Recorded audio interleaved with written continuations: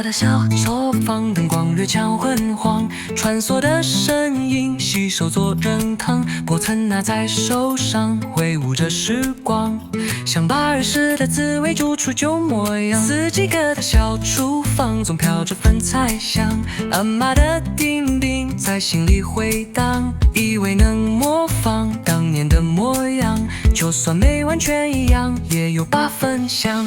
这是四季家的味道，实在不用太花腔，酸甜苦辣，我每次都用心嚼，看一次满足的笑，是最好的回报。拿我童年记忆，让你们在舌尖缠绕。这是四季家的味道，感觉没有很冷笑，不火的用。